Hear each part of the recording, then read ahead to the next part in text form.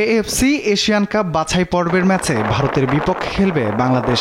আগামী 25 মার্চ ভারতের শিলংয়ে অনুষ্ঠিত হবে ম্যাচটি। ভারতের বিপক্ষে ম্যাচকে সামনে রেখে সৌদি আরবে ক্যাম্প করছে বাংলাদেশ এবং সেখানেই সৌদি আরবের ক্লাব আল ওয়েদাদের সঙ্গে প্রীতি ম্যাচ খেলেছে বাংলাদেশ। আমি অলওয়েজ পজিটিভ ফুটবলের পক্ষে, অর্থাৎ আমি আক্রমণাত্মক ফুটবল খেলবো।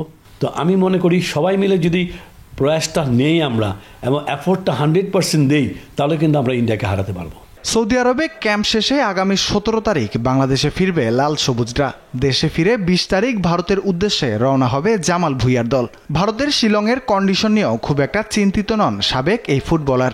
ন্যাশনাল টিমে যখন প্লেয়ারদের কল করা হয় তখন কিন্তু বেশি দিন সময় পাওয়া যায় না একটা টুর্নামেন্ট খেলার জন্য। যতটুকু পাওয়া যায় সেইভাবেই তারা কোচ প্রিপেয়ার করে দলকে। তা আমি মনে করি এটা খুব একটা সুন্দর সুযোগ আমরা পেয়েছি। প্রায় মাসখানিক মতো আমরা পেয়েছি। আমরা সৌদি আরবে ট্রেনিং করছি, ক্লাইমেটের সঙ্গে আমরা অ্যাডজাস্ট করছি। সব কিছু মিলে আমি মনে করি ভালোই হবে, খারাপ হবে না।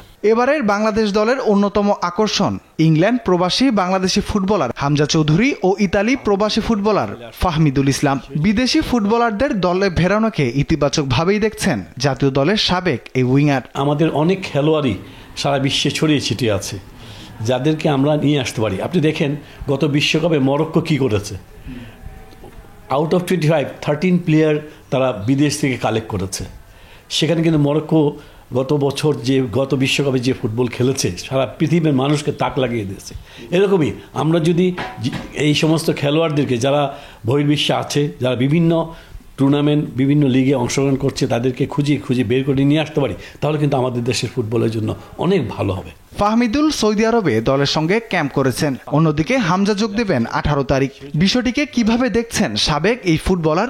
অবশ্যই ইন্ডিভিজুয়াল 2-4 জন প্লেয়ার থাকবে যাদের স্কিল, যাদের এক্সট্রাঅর্ডিনারি ফুটবল দলকে সহায়তা করবে। সেই ক্ষেত্রে বাংলাদেশ অনেকটা পিছিয়ে ছিল। তবে আমি মনে করি এই ফাহমিদুল, হামজা চৌধুরী এসে সেই গ্যাপটা পূরণ করতে পারবে।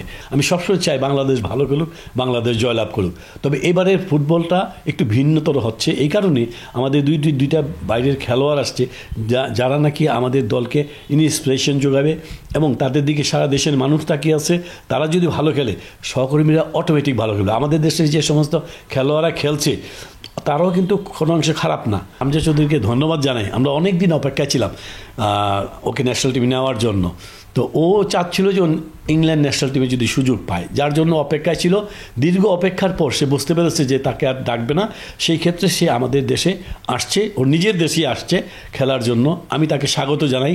তার মতো একজন খেলোয়াড় আমরা পেতে যাচ্ছি, এটা কিন্তু একটা বিশাল প্রাপ্তি আমাদের জন্য। হামজা যোগ দেওয়ার পর বাংলাদেশ দল কোনো প্রীতি ম্যাচ খেলতে পারলে দলের সঙ্গে তার বোঝাপড়া আরও ভালো হতো বলে মনে করছেন আশরাফুদ্দিন চুন্নু। সে যদি রাফিউল ইসলাম রাতুল, দেশ টিভি, ঢাকা।